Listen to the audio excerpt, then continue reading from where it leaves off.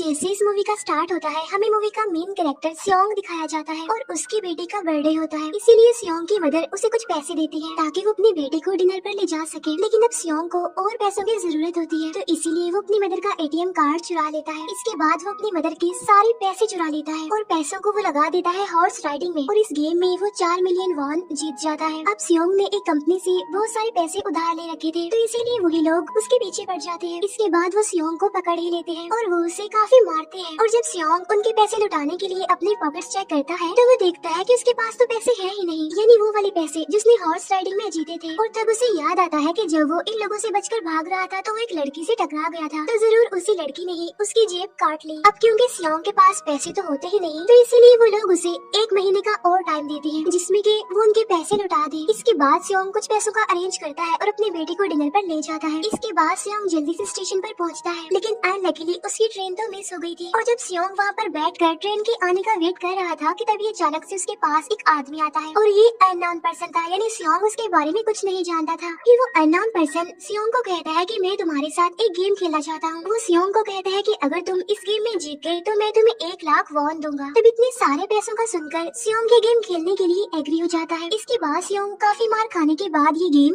जीत जाता है, यानी वो 1 लाख वॉन हासिल कर लेता है। इसके बाद वो अननोन पर्सन सियोंग को एक कार्ड देता है ये कहते हुए कि अगर तुम और पैसे जीतना चाहते हो तो इस कार्ड पर जो नंबर लिखा हुआ है उस पर कांटेक्ट करना। इसके बाद सियोंग जब अपने घर जाता है तो उसकी मदर उसे कहती है कि तुम्हारी बेटी अगले साल अपने स्टेप फादर के साथ यूएस में शिफ्ट हो रही है। यहाँ पर हमें ये पता चलता है कि सियोंग की डिवोर्स हो गई है और उसकी वाइफ ने दूसरी शादी भी कर ली है। लेकिन सियोंग कभी भी ये नहीं चाहता था कि उसकी बेटी उससे दूर जाए, लेकिन उसे बहुत सारे पैसे चाहिए होते हैं अपनी बेटी की कस्टडी वापस लेने के लिए, तो इसीलिए सियोंग उस कार्ड वाले नंबर पर कॉल करता है। इसके बाद सियोंग को एक गाड़ी में लाया जाता है जहाँ पर और भी लोग थे, लेकिन फिर उन सारे लोगों को बेहोश कर दिया जाता है। और जब उन सब लोगों की आँख खुलती है तो वो खुद को एक फैसिलिटी में पाते हैं जहाँ टोटल 456 लोग थे और वो वहाँ पर एज अ प्लेयर थे क्योंकि उन सबको एक यूनिफॉर्म भी पहनाया हुआ था। इस फैसिलिटी का होस्ट यानी लीडर एक आदमी था जो कि फ्रंट मैन था वहाँ पर और वो सब पर नजर रख रहा था। अब यहाँ पर एक कॉमन चीज थी कि जितने भी लोगों को वहाँ पर लाया गया था उन सबने कर्जे लिए हुए थे बहुत ज्यादा। सियोंग वहाँ पर प्लेयर नंबर 1 से मिलता है जो कि एक बूढ़ा आदमी था। उस बूढ़े आदमी को ब्रेन ट्यूमर था, यही वजह थी कि वो यहाँ पर आया था क्योंकि उसकी लाइफ तो वैसे भी खत्म ही होने वाली थी। इसके बाद वहाँ पर 2 प्लेयर्स जिनमें लड़की का नाम साइबियोक और लड़के का नाम जैंग होता है उनके बीच फाइट होती है। अब यहाँ पर साइबियोक वही लड़की थी जो सियोंग के पैसे लेकर भाग गई थी, यानी उसी ने उसकी जेब काटी थी। सियोंग तो उसे देखते ही पहचान लेता है, इसीलिए वो अपने पैसे मांगने के लिए उसके पास जाता है। तभी वहाँ पर कुछ गार्ड्स आ जाते हैं जिन्होंने पिंक कलर का यूनिफॉर्म पहना था और उनके फेस अच्छी तरह से कवर्ड थे। गार्ड्स उन सभी प्लेयर्स को बताते हैं कि तुम्हें यहाँ पर टोटल 6 गेम्स खेलनी होंगी और जो इस गेम का विनर होगा उसे बहुत सारे पैसे मिलेंगे।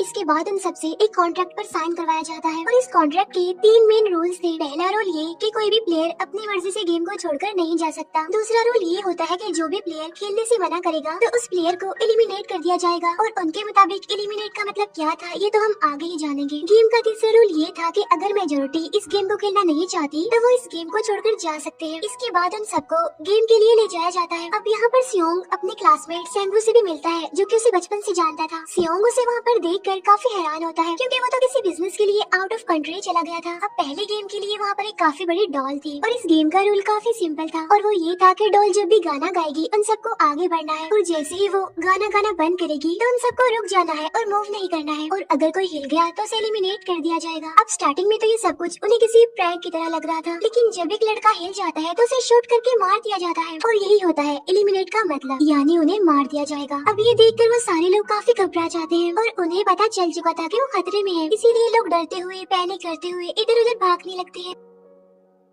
लेकिन अब क्योंकि गेम का रूल था इसीलिए जो भी हिलता है उसे मार दिया जाता है और जितने भी सर्वाइवर होते हैं वो किसी न किसी तरह इस गेम को कंप्लीट कर ही लेते हैं। लेकिन जो लोग मर जाते हैं उनकी डेड बॉडीज को वहाँ से ले जाया जाता है और अब 456 प्लेयर्स में से सिर्फ 255 ही रह गए थे। अब क्योंकि वो सारे प्लेयर्स इतना ज्यादा डर जाते हैं कि अब कोई भी गेम खेलना नहीं चाहता था। लेकिन जैसा कि रूल नंबर 3 था कि अगर मेजोरिटी चाहे तो वो ये गेम स्किप कर सकती है, तो इसीलिए उनका लीडर यानी फ्रंटमैन वोटिंग करवाता है। लेकिन इससे पहले उन्हें प्राइज मनी दिखाई जाती है यानी जो विनर को मिलेगी। लेकिन इन केस अगर कोई गेम को छोड़कर चला जाएगा तो ये सारे पैसे मरे हुए प्लेयर्स की फैमिलीज को मिल जाएंगे और ये prize money total 45 billion won होती है। इसके बाद वोटिंग करवाई जाती है जिसमें मेजोरिटी इस गेम को खेलना नहीं चाहती थी, तो इसीलिए गेम को यहीं पर स्टॉप कर दिया जाता है। लेकिन अगर कभी फ्यूचर में वो लोग चाहें तो इस गेम को रिज्वाइन कर सकते हैं। इसके बाद सभी लोगों को उनके घरों पर छोड़ दिया जाता है। नेक्स्ट डे सियोंग पुलिस स्टेशन जाता है और वहाँ पर वो पुलिस को सारी बात बता देता है, लेकिन उन लोगों को सियोंग की बातों पर यकीन नहीं होता और उल्टा वो लोग उसे पागल समझने लग जाते हैं। इसके बाद सियोंग उन्हें वही वाला कार्ड दिखाता है, लेकिन हैरान कर देने वाली बात तो ये है कि उस पर जो नंबर था वो रॉन्ग था। इसके बाद सियोंग जब घर जाता है तो उसकी मदर वहाँ पर नहीं होती। उधर सियोंग का क्लासमेट सेंगू अपनी मदर को छुप कर देख रहा होता है और तभी वहाँ पर सियोंग भी आ जाता है। यहाँ पर सेंगू अपसेट होते हुए सियोंग को बताता है कि मेरे ऊपर 6 बिलियन का कर्ज है। वो बताता है कि मैंने क्लाइंट्स के पैसे लेकर स्टॉक मार्जिन में लगा दिए थे, लेकिन अनलकीली वो सारे पैसे डूब गए। और तभी सियोंग के पास हॉस्पिटल से कॉल आती है। सियोंग की मदर का पाँव काफी इंजर्ड था, लेकिन डायबिटीज का ट्रीटमेंट न होने की वजह से उनकी चोट और ज्यादा बढ़ गई। तब डॉक्टर सियोंग को बताते हैं कि तुम्हारी मदर का ट्रीटमेंट हो सकता है, लेकिन इसके लिए हमें इनका पाँव काटना होगा। लेकिन इस ऑपरेशन में बहुत सारे पैसे लगने वाले थे, लेकिन जाहिर सी बात है सियोंग के पास इतने पैसे तो होते नहीं। इवन उसने तो अपनी मदर के इंश्योरेंस के पैसे भी उड़ा दिए थे। तब इसीलिए सियोंग पैसे मांगने के लिए अपनी वाइफ के पास जाता है, लेकिन उसकी वाइफ उसे पैसे देने से इनकार कर देती है। फिर उसकी वाइफ अपने हस्बैंड को बताती है कि सियोंग आया था पैसे मांगने के लिए, और तभी उसका हस्बैंड सियोंग को पैसे देने आता है। साथ साथ उसे ये भी कहता है कि मेरी फैमिली से दूर रहो, लेकिन सियोंग उसे मारने लगता है और तभी उसकी बेटी भी वहाँ पर आ जाती है। इसके बाद सियोंग का एक फ्रेंड अपने बॉस के पास पैसे मांगने जाता है, लेकिन उसका बॉस उसे पैसे देने से मना कर देता है, तो इसीलिए उन दोनों के बीच फाइट होने लगती है। इस फाइट के दौरान उसके बॉस का हाथ मशीन में आ जाता है, तो मौके का फायदा उठाकर सियोंग का फ्रेंड पैसे लेकर वहाँ से भाग जाता है। फिर इसके बाद सियोंग का फ्रेंड अपने घर आकर अपनी वाइफ को कहता है कि पहले फ्लाइट लो और जाओ यहाँ से। इसके बाद सईब्यूक एक एजेंट से मिलती है, क्योंकि उसने अपनी मदर को नॉर्थ एरिया से साउथ एरिया में लाना था। सईब्यूक वही लड़के जिसने सियोंग की जीप काटी थी, लेकिन यहाँ अपनी मदर को लाने के लिए सईब्यूक को बहुत सारे पैसों की जरूरत थी। अब सईब्यूक का एक छोटा भाई भी होता है, जिससे उसने प्रॉमिस किया होता है कि मैं मदर को जरूर ले आऊंगी। इसके बाद हमें एक ऑफिसर दिखाया जाता है और इस ऑफिसर का भाई कुछ टाइम से मिसिंग था, इसीलिए वो ऑफिसर अपने भाई के घर जाता है, जहाँ उसे पता चलता है कि उसका भाई तो पिछले कुछ दिनों से अपने घर पर भी नहीं आया। और जब वो ऑफिसर घर को चेक कर रहा होता है तो उसे एक कार्ड मिलता है वहाँ पर, और इस ऑफिसर ने सेम ऐसा ही कार्ड पुलिस स्टेशन में सियोंग के पास भी देखा था, तो इसीलिए वो ऑफिसर सियोंग के पास जाकर उससे इस बारे में पूछता है, लेकिन सियोंग उसे कुछ नहीं बताता। इसके बाद सियोंग जब अपने घर जाता है तो उसे वो कार्ड दोबारा मिल जाता है वहाँ पर। अब सियोंग डिसाइड करता है कि वो दोबारा से उस गेम को ज्वाइन करेगा, इसीलिए सभी प्लेयर्स को एक शिप के पास ले जाया जाता है। इधर ही वो ऑफिसर भी गाड़ियों का पीछा करते हुए उस शिप तक आ जाता है। वो एक गार्ड को मारकर उसे पानी में फेंक देता है। इसके बाद उन सभी प्लेयर्स को एक आइलैंड पर मौजूद फैसिलिटी में लाया जाता है। अब यहाँ पर उन्हें जरा भी अंदाजा नहीं था कि अगला गेम कौन सा होगा और उसे कैसे खेला जाएगा। इसके बाद वो लोग अपनी अलग अलग टीम्स बना लेते हैं। रात को सईब्यूक और उसकी फीमेल फ्रेंड वॉशरूम जाते हैं। यहाँ पर सईब्यूक गार्ड्स की नजरों से बचते हुए उस फैसिलिटी को एक्सप्लोर करने लगती है। तभी वो देखती है कि गार्ड्स बड़े बड़े बर्तनों में कुछ बना रहे हैं,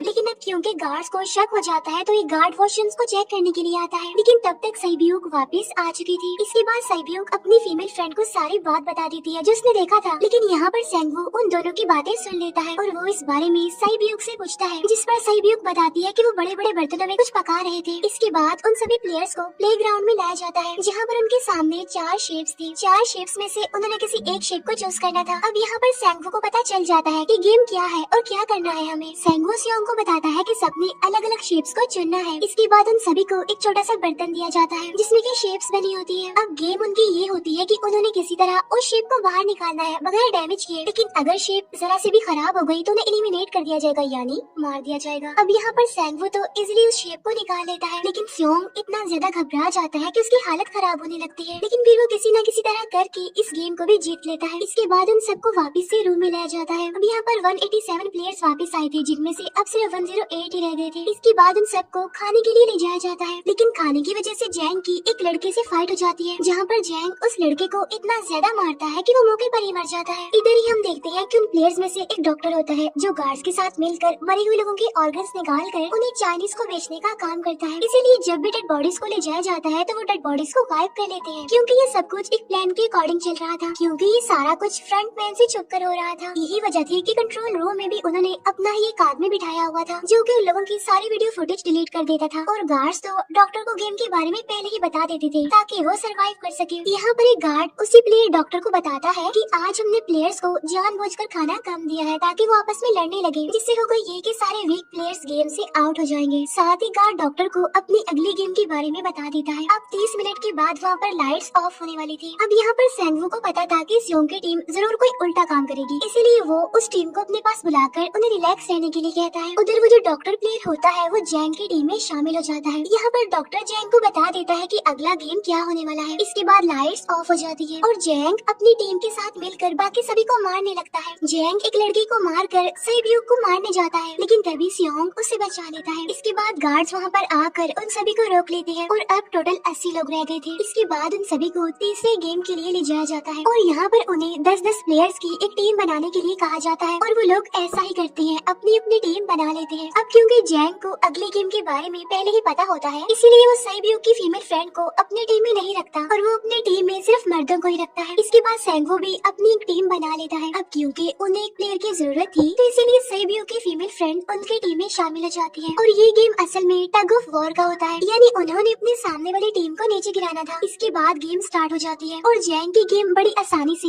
इस गेम को जीत लेती है। इसके बाद बारी होती है सेंगवू की टीम की। तो प्लेयर नंबर 1 यानी वो बूढ़ा आदमी कहता है कि मैंने अपनी जिंदगी में बहुत सारी टग ऑफ वॉर्स खेल रखी है, इसीलिए उन सबको गाइड करता है कि इस गेम को कैसे जीतना है। तो इसीलिए वो लोग किसी न किसी तरह करके इस गेम को जीत जाते हैं। फिर दिखाया जाता है कि 30 मिनट के बाद दोबारा से लाइट्स ऑफ हो जाएंगी, जिस पर सेंगवू उन सबको कहता है कि रेडी रहना। तो इसीलिए वो डिसाइड करते हैं कि एक एक करके हम पहरा देंगे। अब जैंग की टीम में एक से बढ़कर एक चालाक प्लेयर था, तो इसीलिए जैंग को डर होता है कि कहीं उसकी टीम उसे ही साइड पर ना लगा दे, यानी उसे ही अपने रास्ते से ना हटा दे।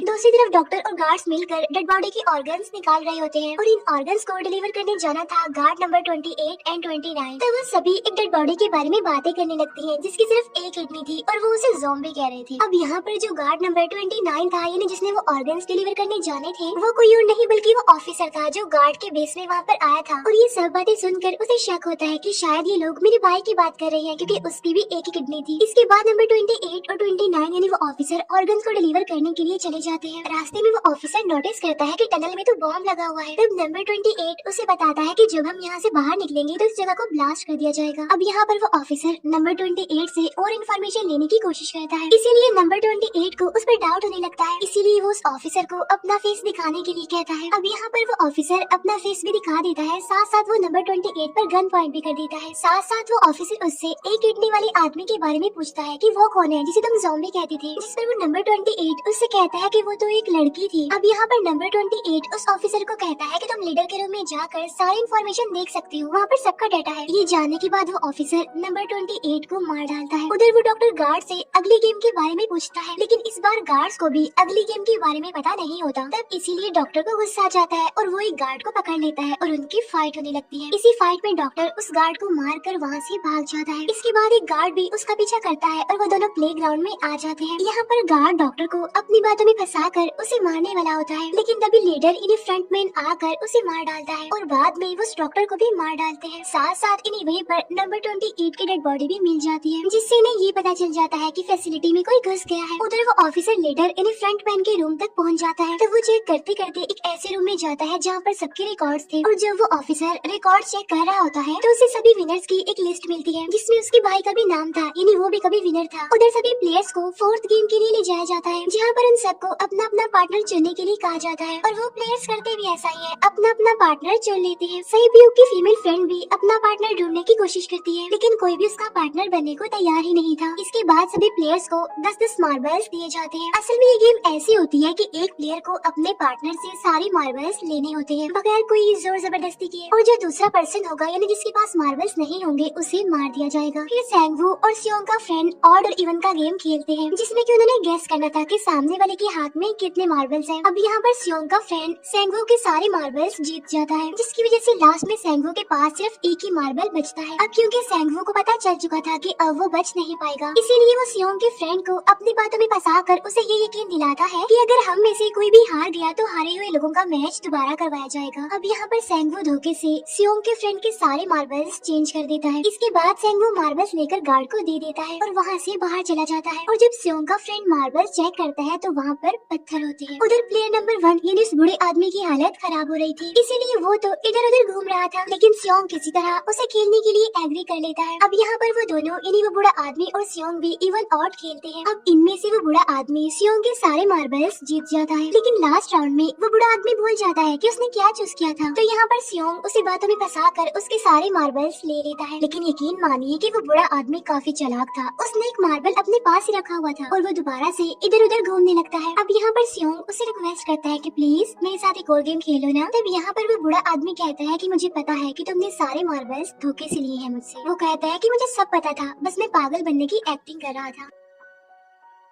तभी सुनकर सियोंग को उस पर तरस आ जाता है और वो उसे ही सारे मार्बल्स दे देता है। उसके बाद सैब्यूक और उसकी फीमेल फ्रेंड भी गेम खेल रहे होते हैं। उनकी गेम ये होती है कि जो मार्बल्स को दीवार के ज्यादा करीब फेंकेगा वही जीतेगा। पहले सैब्यूक अपने मार्बल्स फेंकती है, लेकिन जब सैब्यूक की फ्रेंड की बारी आती है तो वो अपने सारे मार्बल्स फेंक देती है। लेकिन जब सैब्यूक ये देख लेती है तो वो अपने फ्रेंड को दोबारा फेंकने के लिए कहती है, जिस पर उसकी फ्रेंड कहती है कि नहीं सैब्यूक, मैं बिल्कुल अकेली हूँ, मेरे पीछे तो कोई भी नहीं है, लेकिन अगर तुम्हें कुछ हो गया तो ये अच्छी बात नहीं है, तुम्हारे पीछे तुम्हारा छोटा भाई है, तुम्हारा वेट कर रहा है वो। और इसी वजह से सैब्यूक की फ्रेंड को मार दिया जाता है। इसके बाद उन सबकी डेड बॉडीज को वहाँ से ले जाया जाता है। इसके बाद वो सब वापस से रूम में आ जाते हैं। यहाँ पर जैंग देखता है कि सैब्यूक की वो वाली फ्रेंड तो अभी तक जिंदा है, जो कि बड़ी आराम से बैठी हुई थी। अब यहाँ पर हमें पता चलता है कि सैब्यूक की ये वाली फ्रेंड जैंग की भी फ्रेंड थी, लेकिन अब क्योंकि उन दोनों के बीच किसी बात को लेकर क्लैश चल रहा था, तो इसीलिए जैंग की वो फ्रेंड उसे बुली करने लगती है। इसके बाद फ्रंटमैन को एक डेड बॉडी के पास उस ऑफिसर का आईडी कार्ड मिल जाता है। तभी फ्रंटमैन को पता चलता है कि उसके सारे वीआईपीज आ चुके हैं, तो इसीलिए फ्रंटमैन उन्हें लेने के लिए चला जाता है। फिर सारे वीआईपीज को उनके रूम में लाया जाता है। इसके बाद फ्रंटमैन वीआईपीज के आने के बारे में एक और आदमी को जाकर बताता है और यही आदमी मेन होता है। और ये कौन होता है हम ये आगे जानेंगे। फिर नेक्स्ट डे उन सबको 5वें गेम के लिए लाया जाता है, जहाँ पर 1 से लेकर 16 तक नंबर पड़े होते हैं और वो सभी प्लेयर्स अपना अपना नंबर ले लेते हैं। नंबर का मतलब ये था कि जो नंबर भी एक प्लेयर पर आएगा उसके मुताबिक ही उसकी बारी आएगी। अब यहाँ पर लास्ट में पहला और आखिरी नंबर रह जाता है, यानी 1 और 16। तो यहाँ पर सियोंग कंफ्यूज हो जाता है कि उसे कौन सा नंबर चूज करना चाहिए। अगर उसने पहला नंबर लिया तो वो फंसेगा और मरेगा, क्योंकि उसे नहीं पता कि गेम क्या है। और अगर लास्ट नंबर लेगा तो क्या पता उसकी बारी ही ना आए, टाइम कम रह जाए। और तभी वहाँ पर एक आदमी आ जाता है और वो सियोंग को कहता है कि मुझे पहला नंबर चाहिए, क्योंकि मैं अपनी जिंदगी में कभी भी फर्स्ट नंबर पर नहीं आया। फिर इसके बाद उन्हें गेमिंग रूम में लाया जाता है। अब इस गेम का रूल ये होता है कि दिए हुए टाइम में उन्हें ब्रिज की दूसरी साइड पर जाना है। अब इसके बीच में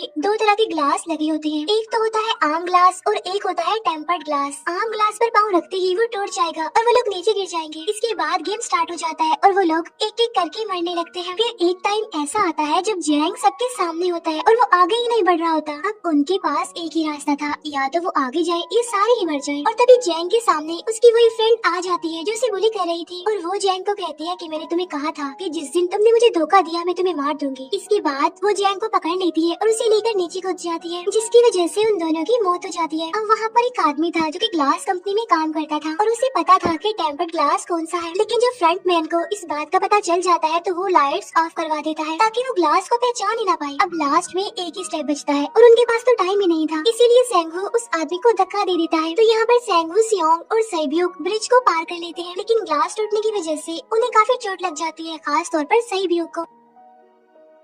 उधर उस ऑफिसर ने एक सर्वेंट को मारकर उसकी जगह खुद ले ली थी। अब एक वीआईपी को उस ऑफिसर पर शक होता है और वो उसे कहता है कि अपना मास्क रिमूव करो, लेकिन वो ऑफिसर कहता है कि ठीक है, लेकिन मैं अंदर जाकर अपना मास्क रिमूव करूंगा। इसके बाद वो ऑफिसर उस वीआईपी को लेकर अंदर चला जाता है। अंदर जाकर वो ऑफिसर उस वीआईपी को बेहोश कर देता है और इस बात का पता फ्रंटमैन को चल जाता है, इसीलिए फ्रंटमैन उसके पीछे जाता है और वो उस ऑफिसर को देख लेता है, इसीलिए वो ऑफिसर वहाँ से भागकर आइलैंड पर आ जाता है। फ्रंटमैन भी उसका पीछा करते हुए वहाँ पर आ जाता है। अब यहाँ पर वो ऑफिसर अपने सीनियर्स को कॉल करने की कोशिश करता है, लेकिन कॉल कट हो जाती है। फिर वो ऑफिसर उन्हें सारे सबूत भेजता है, लेकिन वहाँ पर नेटवर्क नहीं था। इसके बाद फ्रंटमैन ऑफिसर को पकड़ लेता है और उसे उनके साथ चलने के लिए कहता है, लेकिन वो ऑफिसर तो उस फ्रंटमैन पर गोली चला देता है। इसके बाद फ्रंटमैन अपना मास्क उतार देता है, तो वो ऑफिसर देखता है कि वहाँ पर कोई और नहीं बल्कि उसका अपना भाई है वो। इसके बाद ऑफिसर का भाई यानी फ्रंटमैन उसे शूट कर देता है और वो जाकर पानी में गिरता है। उधर ग्लास लगने की वजह से सैब्यूक काफी इंजर्ड हो गई थी और उसका बहुत सारा खून भी बह रहा होता है। इसके बाद इन सर्वाइवर्स को डिनर के लिए ले जाया जाता है और उनके पास एक एक नाइफ भी रख दिया जाता है, मतलब रात में उन तीनों में से कोई भी एक दूसरे को मार देगा। तभी सियोंग नोटिस करता है कि सईब्यू की हालत काफी खराब है, इसीलिए वो सईब्यू को कहता है कि फिक्र मत करो, हम दोनों साथ हैं और इस गेम में हम दोनों मिलकर सैंगवू को हरा देंगे। इसके बाद हम दोनों यहाँ से बाहर निकल जाएंगे और पैसों को आधा आधा डिवाइड कर लेंगे। सईब्यू उसे बताती है कि मेरा एक छोटा भाई है जिसे मैं ऑर्फनेज में छोड़कर आई हूँ और अगर हम दोनों में से कोई भी जिंदा बचकर बाहर जाएगा तो उसे उन दोनों की फैमिलीज का ख्याल रखना होगा। अब सईब्यू की हालत काफी खराब थी, उसे डॉक्टर की जरूरत थी, इसीलिए सियोंग कोई मदद लाने के लिए जाता है, लेकिन जब तक वो वापस आता है तब तक सैंगवू सईब्यू को मार चुका था। फिर नेक्स्ट डे उन दोनों को गेम नंबर 6 यानी लास्ट गेम के लिए ले जाया जाता है। गेम का रूल बड़ा ही सिंपल था कि मार दो या मर जाओ और इस गेम का नाम होता है स्क्विड गेम। इसके बाद गेम स्टार्ट हो जाती है और उन दोनों के बीच काफी फाइट होती है, लेकिन लास्ट में सैंगवू की हालत खराब होने लगती है। तभी सियोंग कहता है कि मैं इस गेम को रोकना चाहता हूँ और तभी सियोंग सैंगवू को उसके साथ चलने के लिए कहता है, लेकिन सैंगवू तो अपने आप को ही मार डालता है, जिसकी वजह से सियोंग गेम जीत जाता है। फिर फ्रंटमैन सियोंग को कहता है कि तुम बहुत अच्छा खेले, लेकिन मुझे इसकी उम्मीद नहीं थी। इसके बाद सियोंग को उसके घर पर छोड़ दिया जाता है और उसके पास एक एटीएम कार्ड भी था और जब सियोंग उस एटीएम कार्ड को जाकर चेक करता है तो वो दिखता है कि सारे पैसे उसके अकाउंट में भेज दिए जाते हैं। इसके बाद सियोंग अपने घर जाता है, लेकिन तब तक उसकी मदर की डेथ हो जाती है। इसके बाद हमें 1 साल बाद का सीन दिखाया जाता है जहाँ पर हम देखते हैं कि सियोंग की हालत काफी खराब हो गई है, यानी वो अब काफी नशा करने लग गया है और उसने अब तक उन पैसों को हाथ तक नहीं लगाया। एक दिन एक फूल बेचने वाली औरत सियोंग के पास आती है और वो उसे सेम वैसा ही कार्ड देती है जिसमें एक एड्रेस लिखा हुआ था